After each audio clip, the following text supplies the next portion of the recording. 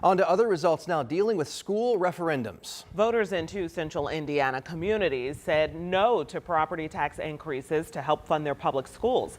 Rich Nye has the results and reaction. Kokomo Schools asked property owners for $6.1 million a year in additional revenue from property taxes. The money was targeted for enhanced academic programs, upgrades to technology, and the biggest chunk, $4 million, for staff salaries. But voters in Kokomo said no by more than a 2-to-1 margin, with 68% rejecting the referendum. It could impact those future programs, future opportunities for students. That was the superintendent last month on the potential impact of a failed referendum. Voters in the Twin Lakes School District in Monticello also rejected a referendum for $3.5 million a year.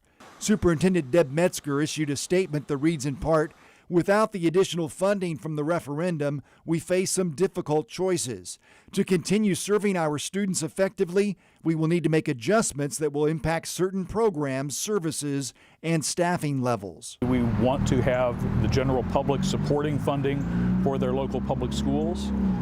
It's a sad state of affairs that public schools feel that they have to run a referenda just in order to make their ends meet. The Indiana Coalition for Public Education wants the state legislature to increase funding for public schools rather than expanding voucher programs.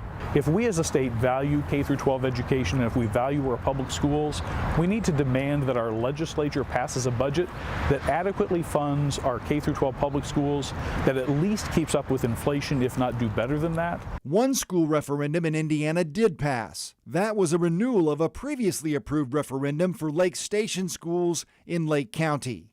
Rich Nye, 13 News.